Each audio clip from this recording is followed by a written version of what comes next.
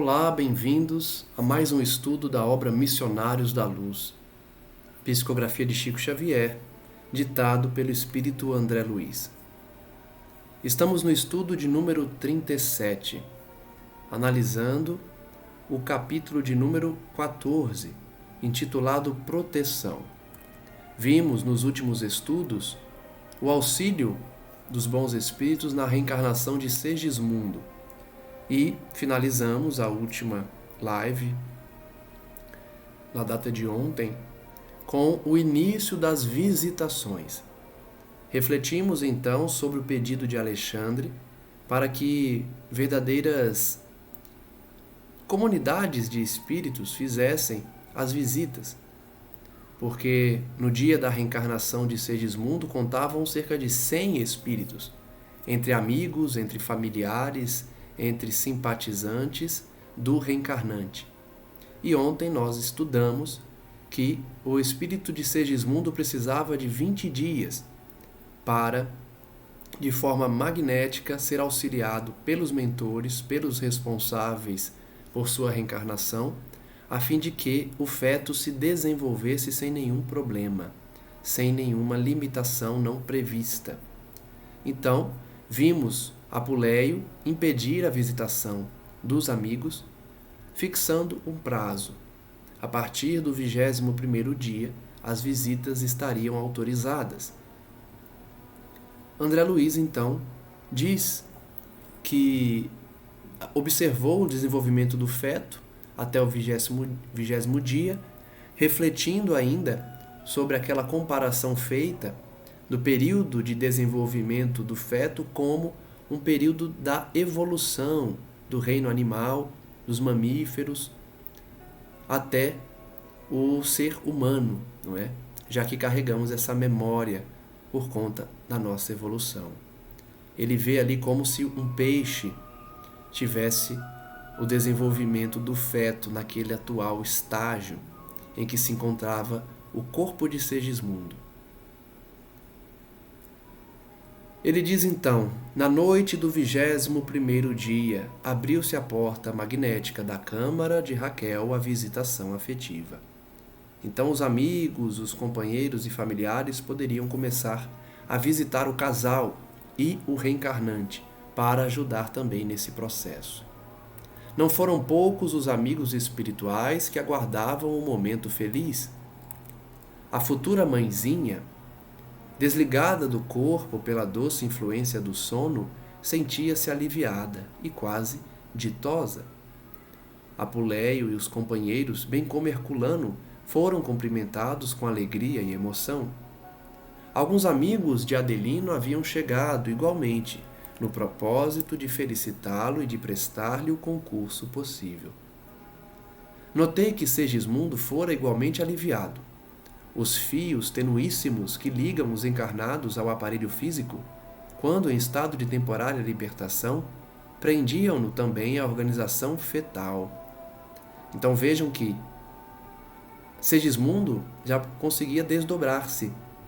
Estava ligado por fios tenuíssimos ao corpo em temporária libertação, da mesma forma que nós, ao dormir, também podemos desprendermos-nos do corpo físico. À medida que Raquel se afastava, também ele podia afastar-se, não lhe sendo, porém, possível abandonar a companhia maternal. Nós vimos ontem que Apuleio impediu a visitação porque Raquel não podia distanciar-se do corpo físico em desdobramento, porque isso prejudicaria Segismundo. A partir do 21º dia, porém, Segismundo já podia desprender-se do corpo e acompanhar a sua mãe. A única limitação era de que ele não podia afastar-se dela, mas os dois podiam seguir juntos num estado de desdobramento. Raquel asilava-o nos braços carinhosos enquanto sorria, ali conosco, fora do campo material mais denso. Reconheci que a trégua se verificara para todos, com exceção de Herculano, que não arredou da câmara, mantendo-se vigilante. Refletimos também ontem como a espiritualidade nos ajuda no processo reencarnatório e como havia toda uma equipe dedicando-se a Segismundo. Nos últimos dias de formação do feto, essa equipe foi reduzida. Alguns voltaram para suas atividades costumeiras, enquanto 2 deles, dos construtores, permaneciam ali ajudando, e além deles, o próprio Herculano. Nesse momento, André Luiz nos revela que todos haviam deixado o local. Somente permaneciam os visitantes e Herculano, que não arredava pé e ficava ali na câmara, protegendo, envolvendo psiquicamente o reencarnante e os pais.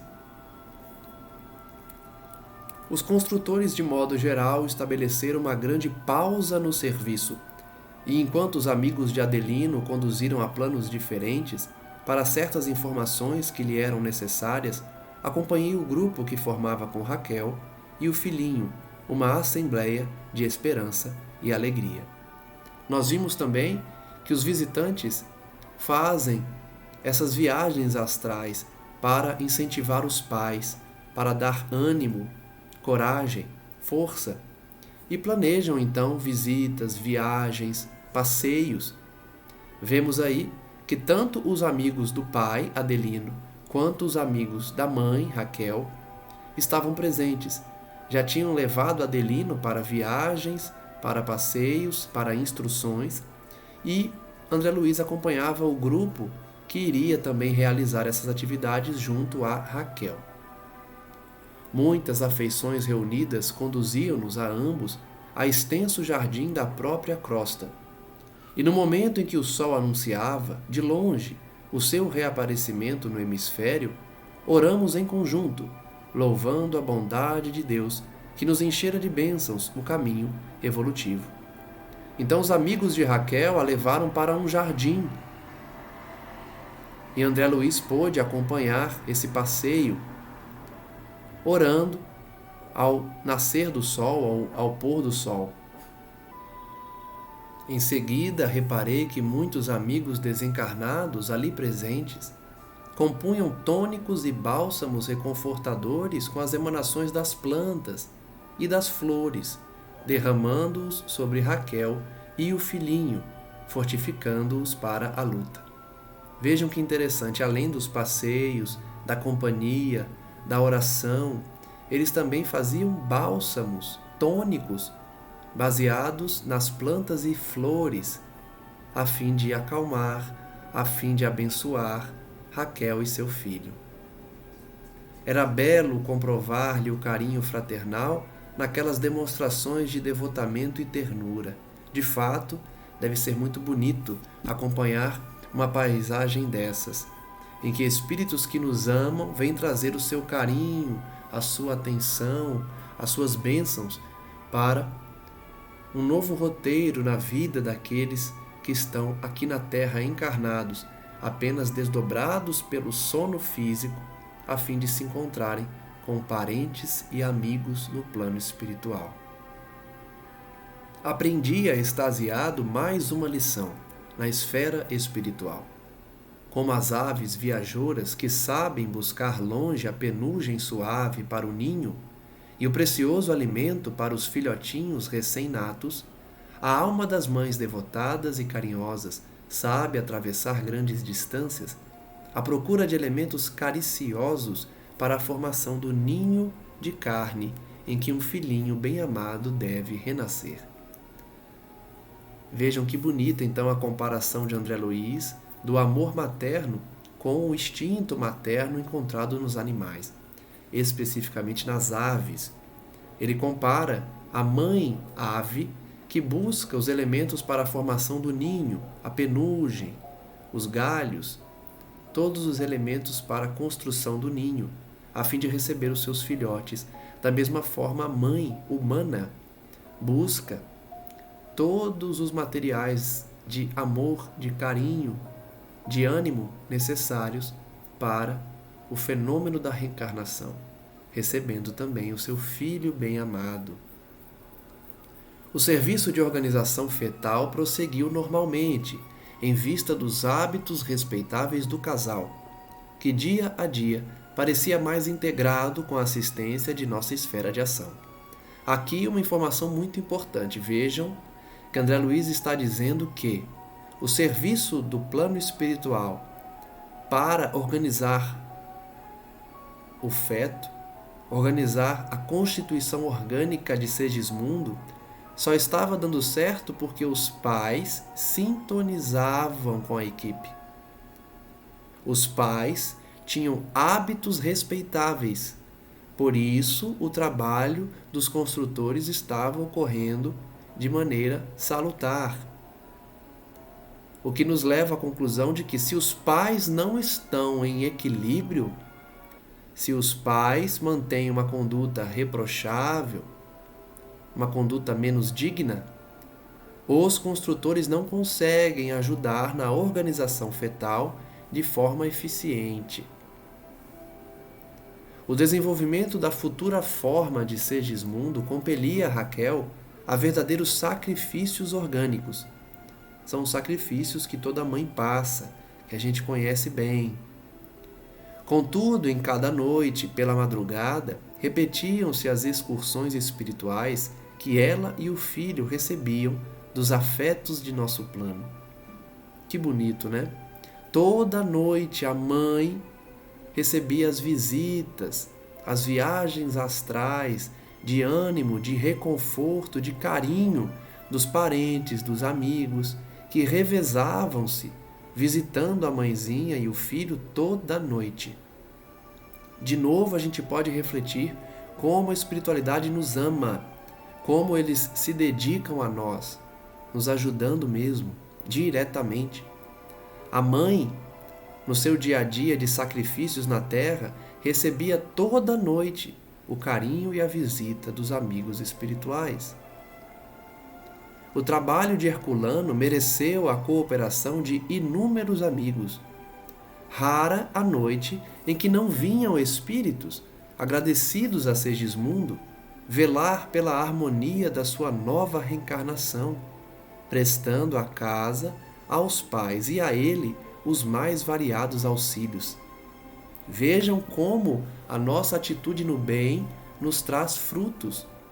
A gente não deve fazer a caridade pensando em recompensas, porém sabemos que quando nos entregamos a um trabalho caridoso, de maneira sincera, é natural que espíritos dos auxiliados simpatizem conosco, os seus mentores, as suas mães, os seus parentes, simpatizem conosco.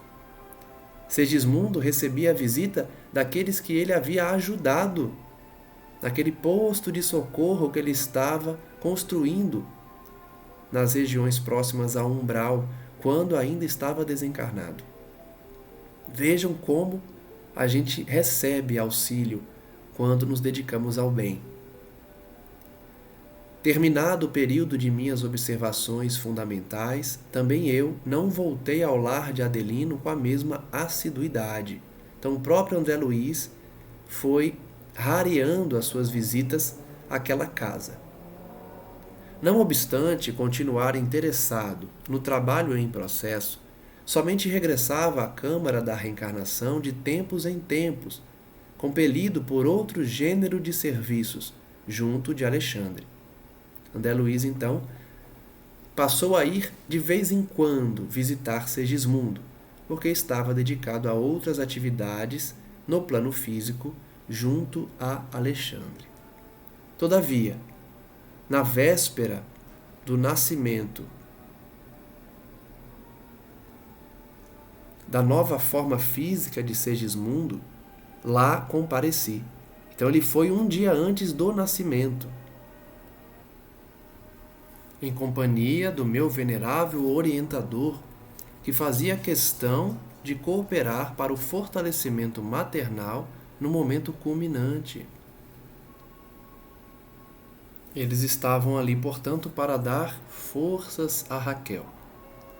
Depois de prolongados esforços, em que senti mais uma vez a sublime glorificação da esposa-mãe, Segismundo renascia.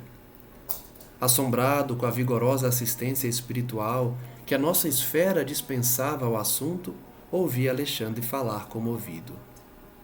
Está pronto o serviço de reencarnação inicial. O trabalho completo, com a plena integração de nosso amigo nos elementos físicos, somente se verificará de agora a 7 anos. Nós já tínhamos essa informação. Alexandre havia solicitado aos visitantes que continuassem com aquelas visitas e auxílios até os 7 anos de Segismundo. Vejam como o processo reencarnatório é longo e complexo. As atividades começaram muito antes do nascimento e continuariam até mais 7 anos, em que nós já vimos é o momento em que se dá a completa junção do espírito reencarnante com o seu corpo físico recebido para a nova oportunidade. Admirado e enternecido em minhas fibras mais íntimas, envolvi-me nas preces de agradecimento que formulávamos ao Senhor, reconhecendo o tesouro divino que constituía a dádiva de um corpo carnal para a nossa experiência e aprendizado na superfície da Terra.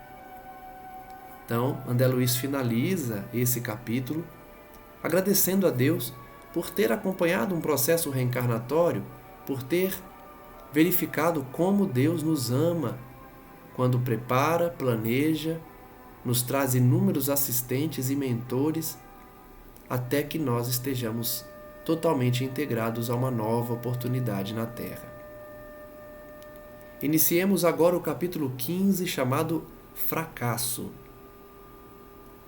Verificando meu aproveitamento no caso de Segismundo, Alexandre, sempre gentil, ao despedir-se dos construtores, dirigiu-se ao diretor deles, asseverando: agradeço a você, Apuleio, quanto fez por André nestes últimos dias.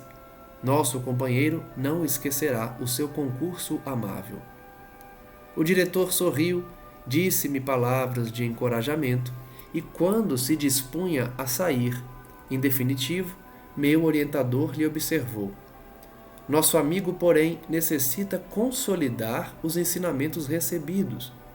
André acompanhou um caso normal de reencarnação, no qual um esposo honesto cedeu inicialmente aos nossos rogos para que Segismundo renascesse com a serenidade imprescindível. Viu de perto um coração maternal sensível e devotado e permaneceu em estudo em uma câmara conjugal defendida pelo poder sagrado da prece e reconfortada pela proteção do plano superior. Vejam, portanto, que curioso. Nós comentamos aqui por diversas vezes que esse tipo de reencarnação de Segismundo correu da melhor forma porque a postura do casal era uma postura digna. Então a casa tinha proteção, o quarto do casal era protegido também no sentido de privacidade e os construtores puderam auxiliar Segismundo em todos os momentos de formação do feto. Alexandre, porém, pede a Apuleio que oportunize André Luiz a acompanhar também uma reencarnação que se dá de modo diverso do que nós vimos, ou seja, uma reencarnação perturbada, uma reencarnação em que os pais não estejam sintonizados no bem, na fidelidade conjugal, no equilíbrio dentro do lar. Alexandre quer que André Luiz aprenda pela experiência do ideal, que é o casal Raquel e Adelino, com um outro casal, uma outra história que traz desequilíbrio, a fim de que ele possa, de fato, aprender, verificando como os casos se diferenciam em relação ao suporte espiritual. Nós vamos então aprender junto a André Luiz como se dá uma reencarnação junto a um casal perturbado ou desequilibrado. Alexandre prossegue: entretanto, seria justo observar-se algum processo diferente dos que existem por aí há centenas, em que somos defrontados por obstáculos de toda espécie. ficaria desse modo habilitado a conhecer a extensão e complexidade de nosso esforço em defender companheiros imprevidentes que menosprezam a responsabilidade moral, fugindo aos compromissos. Então vejam que mesmo nos casais desequilibrados ou maus, ou que fogem à moralidade, os espíritos também os defendem. Buscam proteger o reencarnante, inspirar os pais. Me lembro de ter citado aqui as experiências de uma outra obra estudada, onde uma mãe que não tinha compromisso com a moralidade estava dedicada às noites, às bebidas, às saídas noturnas junto a diversos companheiros, parceiros sexuais, e que isso acabou levando ao óbito do bebê ainda dentro do seu ventre, e ela acabou enlouquecendo, tendo que ser internada num sanatório. Eu lembro de ter citado esse caso de uma outra obra, já começando a refletir nos casais e nas mães que não têm uma sintonia elevada para ter uma maternidade equilibrada. Alexandre então queria que André Luiz também acompanhasse um processo reencarnatório de alguém que foge aos compromissos maternos e paternos. E fixando um gesto de carinho fraterno, interrogou: não terá você, presentemente, um caso dessa ordem, no qual André possa recolher as lições precisas? Temos, sim, esclareceu Apuleio atenciosamente. Temos o caso Volpini. E porque Alexandre ignorasse o processo a que se referia, continuou. Logo depois de organizar as bases de Segismundo, ocupei-me de outros serviços da mesma natureza, e entre esses foi confiada à nossa vigilância a tarefa relativa ao irmão que mencionei. Creiam que tudo movimentamos no setor de assistência para evitar o fracasso do trabalho. Entretanto, tenho a experiência por absolutamente impraticável. Apuleio está explicando então que ao mesmo tempo em que cuidava da reencarnação de Segismundo, ele estava cuidando do caso Volpini também, uma outra entidade em processo de reencarnação.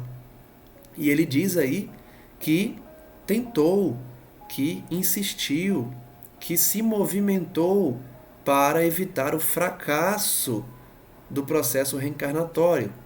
Mas, pelo visto, ele não conseguiu. Foi impraticável. Vejamos o porquê. Quer dizer, então, redarguiu o meu instrutor com sabedoria, que a futura mãe não correspondeu à expectativa do nosso plano de ação? Isto mesmo, prosseguiu o interlocutor.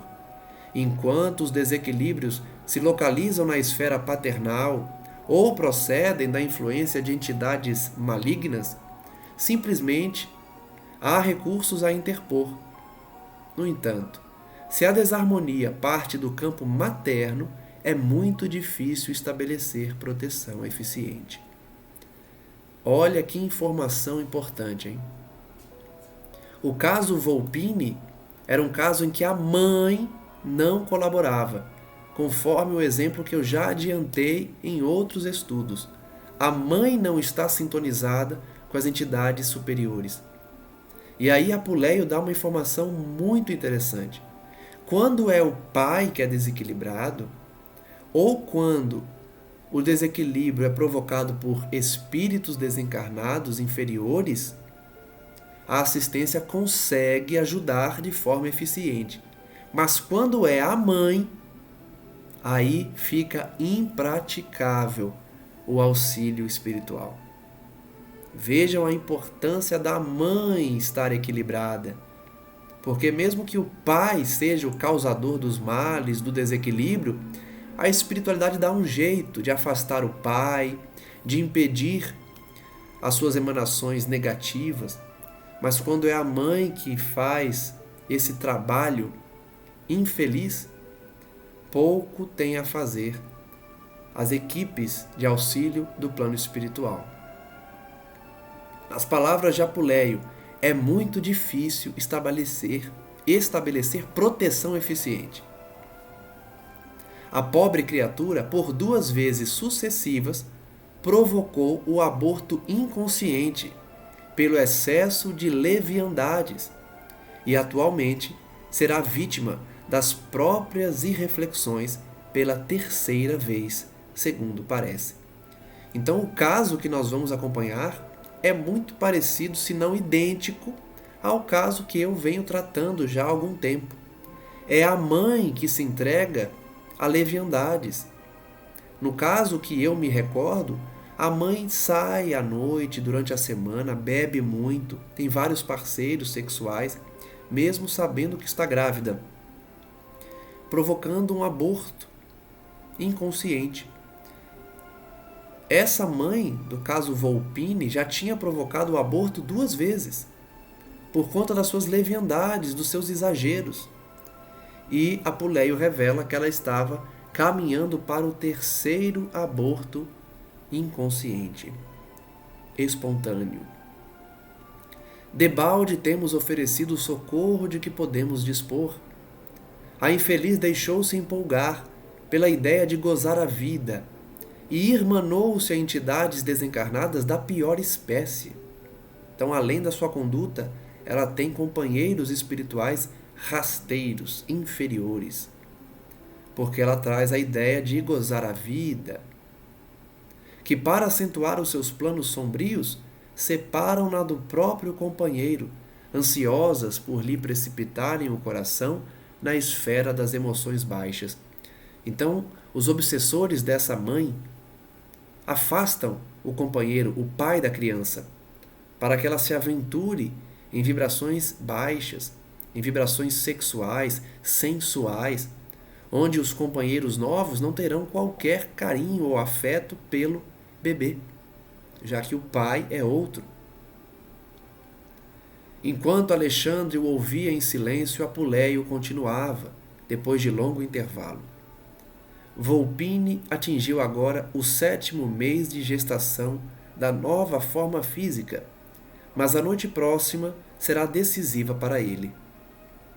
Então o bebê já está com 7 meses e a mãe, certamente com a barriga avantajada, procura ocultá-la a fim de poder gozar a vida na noite, né? A próxima noite então seria decisiva. Poderia ocorrer o aborto espontâneo ou a mãe poderia desistir da ideia e dedicar-se à maternidade, o que é mais improvável. Já recebi um apelo dos colaboradores que ficaram nas imediações do caso, em serviço ativo, no sentido de evitar certas extravagâncias da futura mãe, projetadas para hoje. Então já haviam colaboradores no local para tentar convencer a mãe a não sair, a evitar as extravagâncias da bebida, da vida sexual ativa, enquanto está no 7º mês de gestação. Entretanto, não creio sejamos por ela obedecidos. Ela sequer tem sintonia para ouvir os bons espíritos, não é? A organização fetal não se encontra em condições de suportar novos desequilíbrios, e se a pobrezinha não despertar para o dever, abrirá ainda hoje uma 3ª falência. Então vejam a diferença, hein? Da reencarnação de Segismundo com um casal equilibrado para a reencarnação de Volpini, um bebê que está ali com 7 meses, rodeado de energias infelizes, inferiores, projetadas pela própria mãe e pelos seus companheiros desencarnados de ordem inferior. Se ela continuasse com aquela atitude, ocasionaria o 3º aborto. Se André puder vir conosco, dar-nos-á muito prazer. Alexandre, que me parecia muito circunspecto naquele momento, dando a ideia de quem não desejava cultivar qualquer comentário menos edificante, considerou: nosso companheiro irá com vocês. Por vezes, para preservar convenientemente a saúde, é preciso conhecer as enfermidades. Que frase, hein? para a gente poder valorizar a saúde, é interessante conhecer os doentes. Para manter a saúde, é interessante conhecer a doença. Então, André Luiz tinha a oportunidade de ver um caso de desequilíbrio para valorizar o equilíbrio, para entender como é importante o casal ser equilibrado, ser companheiro, ser rodeado de amor, de oração.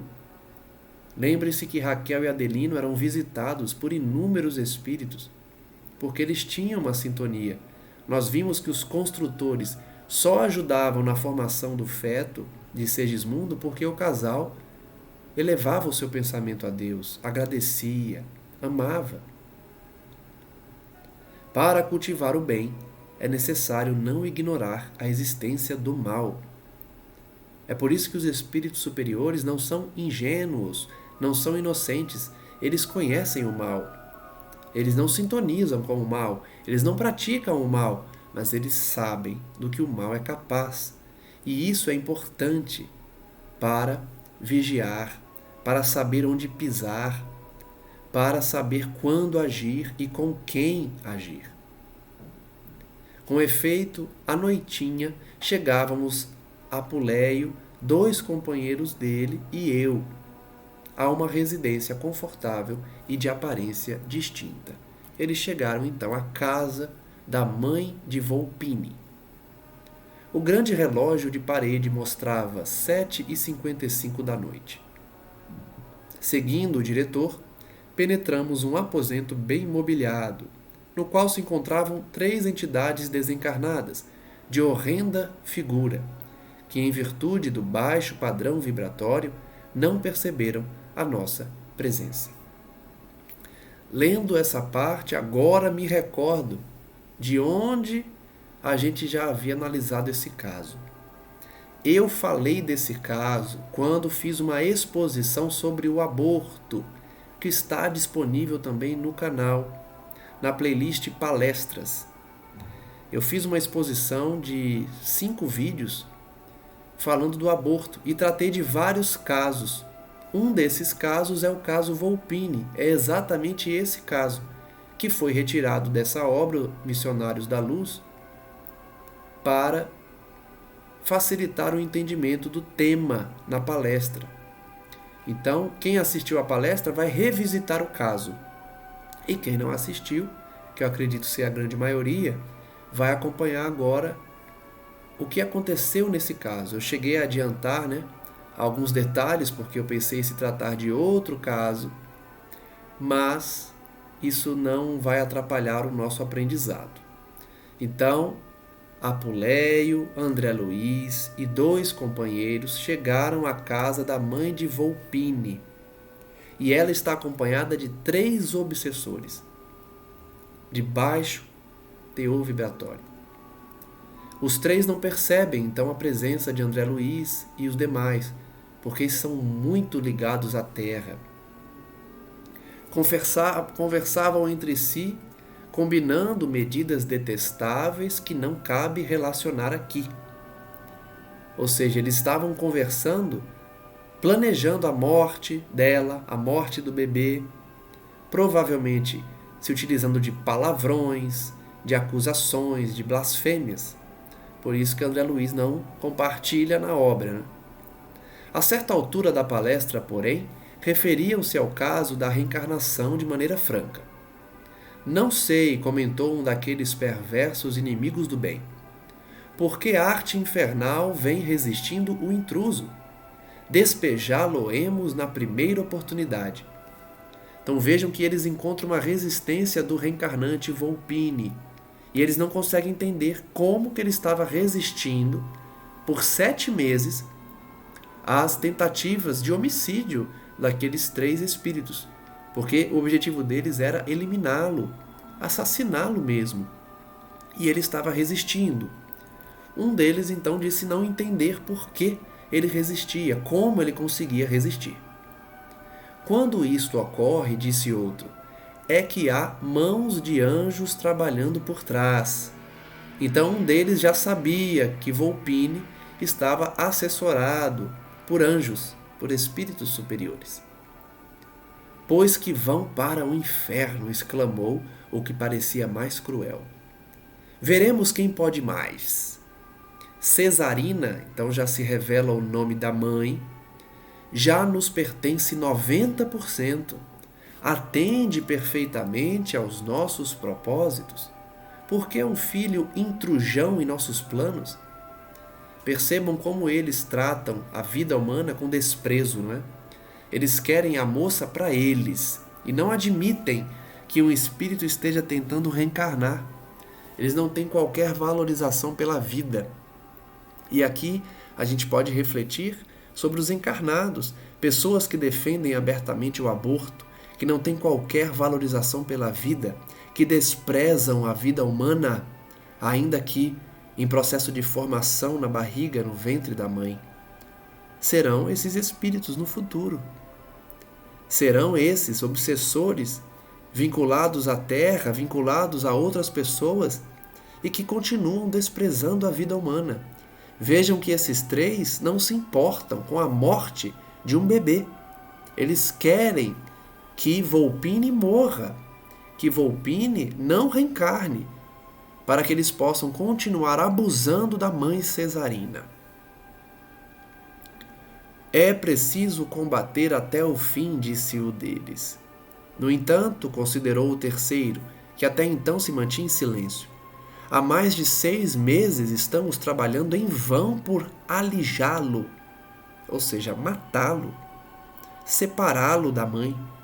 Eles estavam tentando o aborto por 6 meses. Temos, porém, conseguido muito, tornou o mais revoltado. Não creio que ele se possa aguentar por muito tempo. Talvez hoje façamos o resto. Um filho viria roubar-nos, talvez, a boa companheira com que contamos agora. Então vejam que se revela o egoísmo, não é? Eles não querem dividir aquela moça com um filho, com outro espírito, que certamente se tornaria o maior afeto dela, porque o instinto materno fala mais alto. Então eles não querem concorrência, eles querem eliminar o reencarnante para continuarem envolvendo Cesarina nos seus planos de abuso, de gozo. Todas as atenções dela convergiriam para ele, justamente o instinto materno. E o nosso prejuízo seria enorme. Mas, se existem mãos de anjo trabalhando, temos mãos de demônios para agir também. Nossa, que frase, hein? Quantas pessoas não falam essas coisas aqui na Terra? Menosprezando a religião, menosprezando quem quer o bem, fazendo pactos mesmo com o demônio, com espíritos inferiores, com aqueles que eles pensam ser o diabo, não é? Porque querem aparentar que são poderosos, que não ligam para os sentimentos de humanidade. E aí entram em guerra declarada contra o bem, dizendo, se há anjos, aqui desse lado há demônios.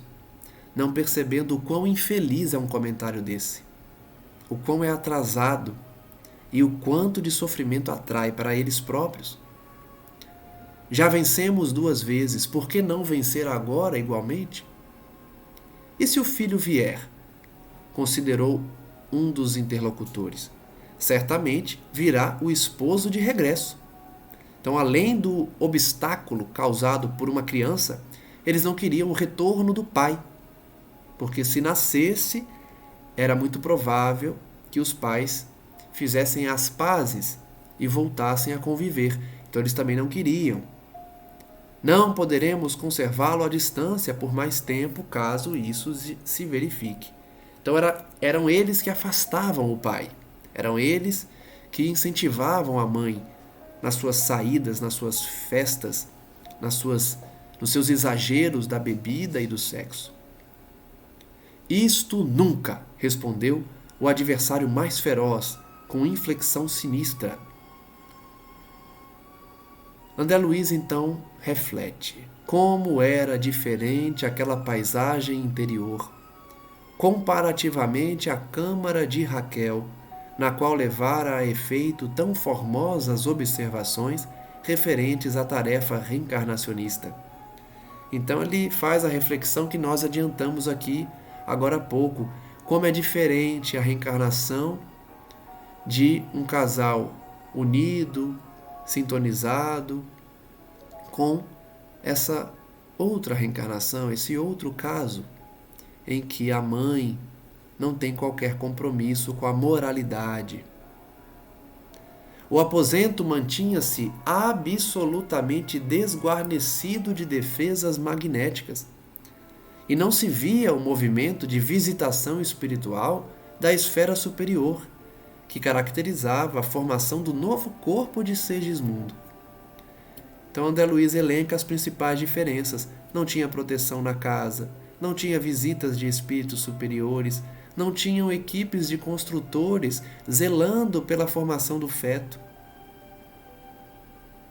Vejam como vale a pena ter uma conduta digna, reta, em oração, em dedicação ao próximo, em dedicação aos deveres maternais e paternais. Quando agimos assim, recebemos todo o auxílio da espiritualidade, diferente daqueles que nada querem com os compromissos da oportunização à reencarnação, preferindo os prazeres temporários, passageiros da carne, que não têm qualquer valor, que passam tão rápido, seguidos de um arrependimento profundo e de um vazio existencial monstruoso. Portanto, não valendo a pena. Está observando? Falou Apuleio gentil. Nem sempre a nossa tarefa se desdobra ao longo dos jardins afetivos. Muitas vezes devemos operar sob verdadeiras tormentas de ódio, que desintegram nossos melhores elementos magnéticos de cooperação. Este caso é típico. Então vejam que, mesmo nesse cenário que não tem qualquer probabilidade de dar certo, os espíritos superiores, os construtores, mesmo assim eles agem, eles fazem as construções magnéticas, as pontes que ligam o feto às equipes espirituais, mas essas pontes são destruídas pelo ódio daqueles obsessores, pela sintonia infeliz da mãe. Então eles trabalham, eles tentam, mas acabam encontrando uma resistência muito grande que impede a ação benéfica. Recordei que a residência de Adelino se enchia diariamente de afeições do plano espiritual e perguntei: mas a futura mãe não dispõe de relações em nossa esfera? Então André Luiz pergunta: essa mãe aí, Cesarina, né? Ela não tem amigos espirituais? De qualquer modo, respondeu ele, sempre temos bons amigos na zona superior àquela em que nos encontramos. Então ela tinha sim amigos. Todos têm. Todavia, em certas circunstâncias, afastamo-nos voluntariamente deles. A gente já estudou isso aqui. Somos nós que nos afastamos dos nossos mentores, dos nossos amigos, dos nossos guias espirituais. Deus respeita o livre-arbítrio porque é da lei dele, criada por ele. Ele nos concedeu o livre-arbítrio. Se ele nos concedeu, ele nos deixa livres para exercer essas escolhas. Então somos nós que nos afastamos dos amigos, de forma voluntária. Cesarina poderia contar com diversas amizades. No entanto, ela mesma se incumbe de obrigá-las à ausência. Ela mesma obriga os seus amigos a distanciarem-se dela. Impressionado, considerei: não terá ela, contudo, um pai ou mãe em nossos círculos espirituais que tome a si o sacrifício de defendê-la?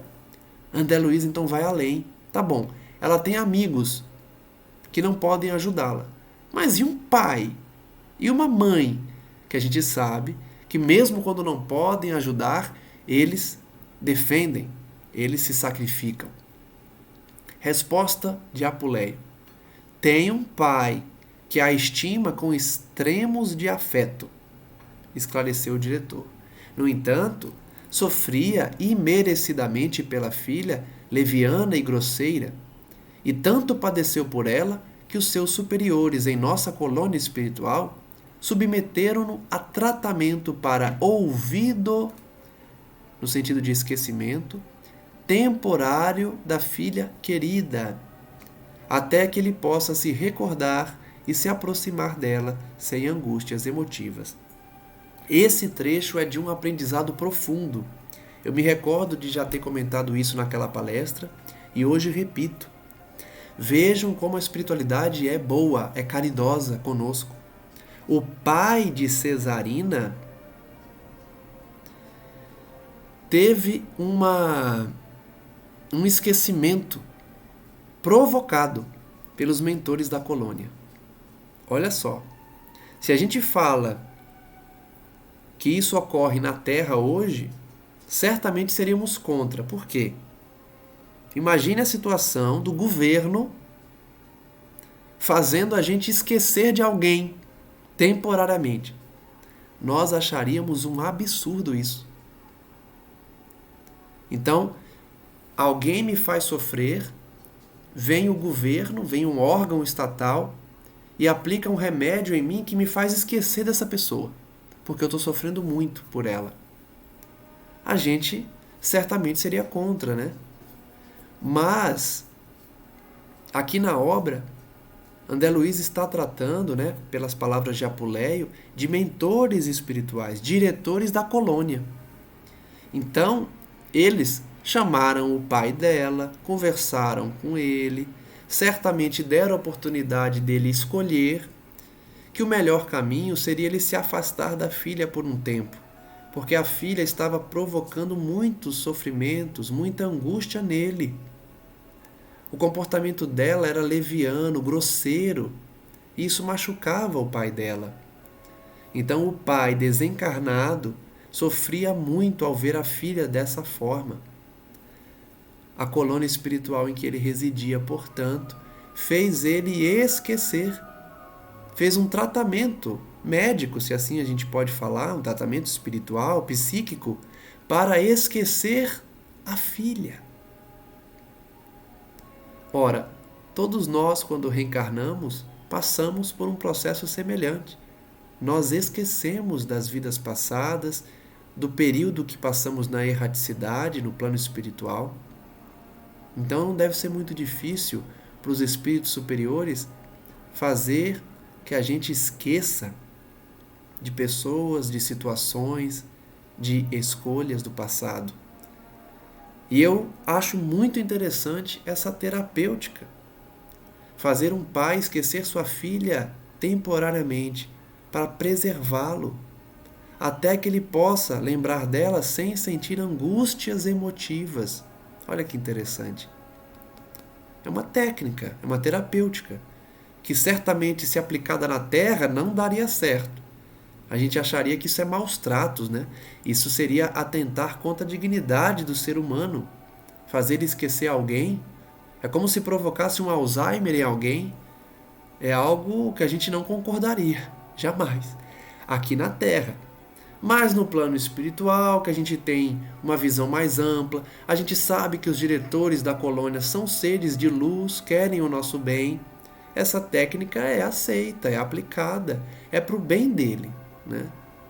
É algo novo para a gente, é algo impensável para a nossa realidade, mas para a realidade espiritual deve ser comum, porque é para a evolução do pai da Cesarina, né? Que estava ficando muito perturbado. O assunto era novo para mim, aí, para mim, para André Luiz, para todo mundo. Esse assunto é novo. Havia então recursos para a aplicação do esquecimento no mundo das almas? Perguntou André Luiz. Olha como André Luiz também ficou chocado. Nossa, então a gente esquece também quando está em espírito? Apuleio sorriu bondoso e falou: não tenha dúvida. Olha como é comum. Em nossa esfera, a dureza e a ingratidão não podem perseguir o amor puro. Então, para preservar o pai daquela moça, que era dura, que era ingrata, eles fizeram a técnica do esquecimento, do amor puro que o pai tem pela filha. Quando as almas reencarnadas se revelam impermeáveis ao reconhecimento e à compreensão, distanciamo-nos delas naturalmente, ainda mesmo quando encerrem para nós valiosas joias do coração. Então, mesmo que seja uma filha, um filho, e do outro lado uma mãe ou um pai que tem justamente nos filhos verdadeiras joias, mesmo nesses casos, quando os filhos são ingratos, quando os filhos se distanciam do dever filial,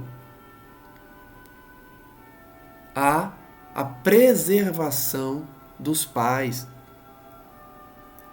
até que se integrem no conhecimento das leis de Deus e se disponham a segui-las em nossa companhia. Então, até que a filha se renove espiritualmente, aquele pai não vai se lembrar dela. Logicamente, cada caso é um caso, né? A depender da forma que reagimos, certamente não deve ser necessário o esquecimento. Mas para aquele pai, o esquecimento era necessário. Provavelmente estava atrapalhando a evolução dele, trazendo angústia não prevista na sua programação espiritual, né? Então, o melhor caminho era o esquecimento da própria filha. Talvez um espírito mais maduro, no sentido de compreender a situação da filha e buscar auxiliá-la, ao invés de sofrer junto, o que é difícil, não seria necessário aplicar essa terapêutica. Mas, Apuleia, é claro, isso se realiza sim, até que o espírito desperte para o bem e decida seguir os pais, ou o espírito que é objeto de afeto, no caminho redentor. Aí ele volta a se recordar da filha.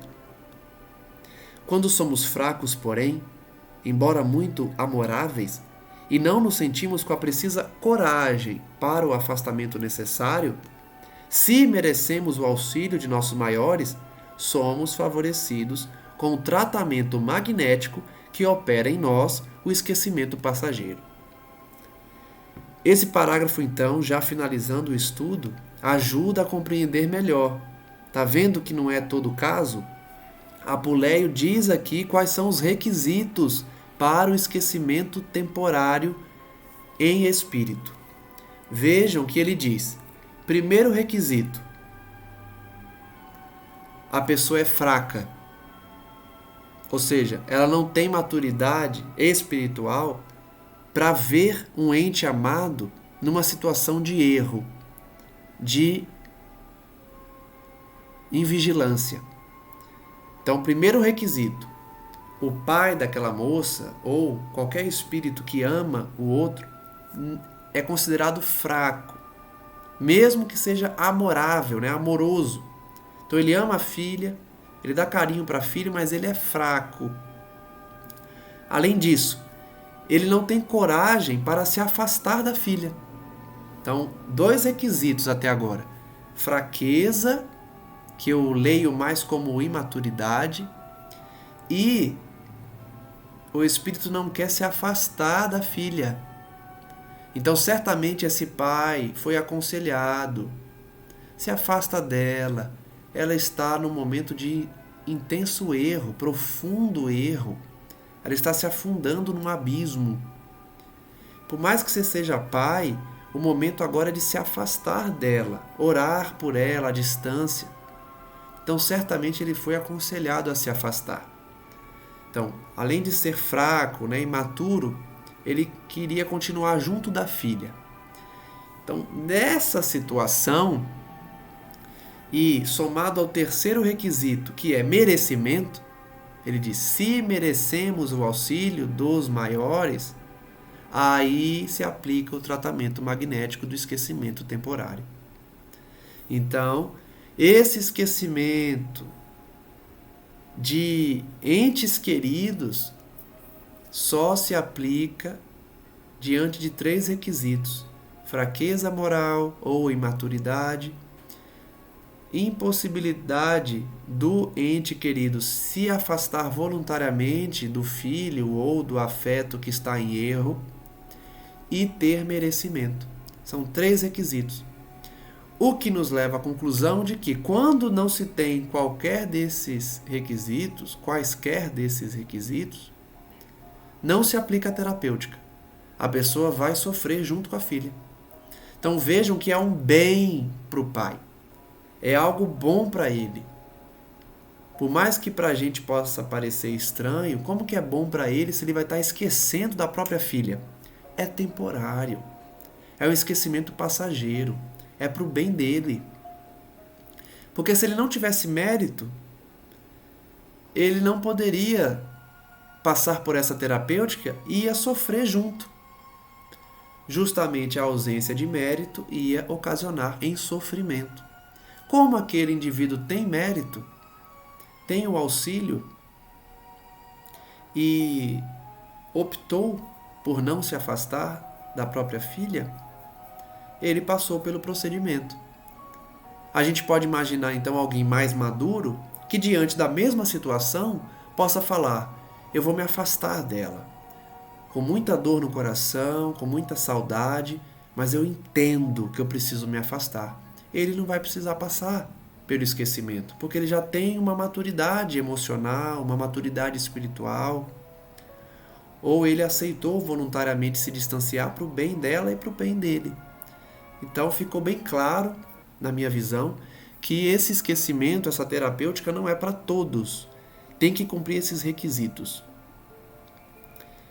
Vamos então refletir no estudo de hoje em tudo que aprendemos, nas diferenças que existem na reencarnação de espíritos vinculados pelo afeto, pela sintonia elevada, como Adelino e Raquel, recebendo o Segismundo, com outra situação da Cesarina recebendo o espírito reencarnante, né? Do Volpino, se não me engano. Volpine, né? Uma diferença gigantesca, porque enquanto em um há todo um assessoramento espiritual, no outro esse assessoramento existe, mas não tem efetividade porque a mãe e seus obsessores destroem as tentativas de auxílio. E além disso, o aprendizado também em relação às terapêuticas aplicáveis quando nós temos mérito e não queremos aceitar certas situações, como o pai da Cesarina, que passou pelo esquecimento temporário da própria filha para ser resguardado na colônia em que ele reside. Agradeço então a presença de todos os amigos e amigas que acompanham o nosso estudo e vamos finalizar com uma oração pedindo aos amigos espirituais aqui presentes que continuem a nos abençoar com o seu auxílio, com a sua inspiração, a fim de que nós cultivemos em nossos corações a vontade de aprender, de estudar e principalmente de aplicar os conceitos recebidos em nossas vidas. Que as nossas casas, os nossos lares, recebam a visita também dos amigos espirituais, parentes, companheiros, anjos, guardiães, espíritos devotados à causa cristã, que atuam como protetores, como auxiliares na preservação da harmonia em nossas casas, especialmente no campo mental dos moradores. E que essa energia, essa paz, esse envolvimento alcance especialmente aqueles que estão em nossas mentes, em nossos pensamentos. Sejam amigos, sejam parentes, encarnados ou desencarnados, que precisam, segundo a nossa visão, de auxílio direto. Uma palavra, um abraço, um carinho, um auxílio fraternal em suas vidas, para que se renovem, para que percebam o erro a que estão entregues ou aos abusos que estão sendo servilizados vinculados por conta do exercício do livre-arbítrio. Que esses irmãos e irmãs recebam nosso carinho, nossa vibração, a fim de que despertem também para as necessidades da alma, buscando cultivar o perdão a si próprios, independente do que cometeram no passado, buscando a compreensão dos erros alheios, para não cair nas mesmas faltas de julgamento do outro, sem olhar para as próprias falhas e defeitos, a fim de que todos em conjunto caminhemos na direção do Cristo Jesus, nessa retomada de atitudes felizes que nos guiam à felicidade também em nossa alma. Agradecemos ao Mestre Jesus, guia e modelo da humanidade, e pedimos à sua Mãe Santíssima Maria, Senhora que coordena as atividades de socorro e resgate dos mais sofredores, dos mais excluídos, desprezados, inclusive por eles próprios, a fim de que possam sentir, ainda que por alguns segundos, o calor que emana do sol chamado Cristo Jesus. Relembrem as suas passagens pelos ensinamentos de suas mãezinhas quando ainda eram crianças, a oração matinal, ensinada pelo Cristo, a oração em homenagem a Maria, a fim de que mudem de sintonia e possam receber o auxílio e o resgate necessários. De nossa parte, busquemos a oração a cada dia, o estudo como fazemos, para não deixar a vibração cair, para não deixar que entrem em nossos lares espíritos perversos ou galhofeiros, que querem apenas desequilibrar a nossa harmonia familiar e perturbar o nosso campo psíquico conforme eles perturbam os seus próprios. Graças damos ao nosso Senhor. E que possamos carregar esses ensinamentos em nossos corações, iluminando a quem nos rodeia, abrindo mão das facilidades terrenas e das frivolidades de cada dia, para nos dedicarmos à vida espiritual, sem esquecer, obviamente, os deveres aqui da Terra, já que somente avançamos enquanto reencarnados em serviço ao próximo. Que assim seja, graças a Deus, e que a paz de Jesus nos abençoe a todos, hoje e sempre. Um forte abraço a todos e até a próxima.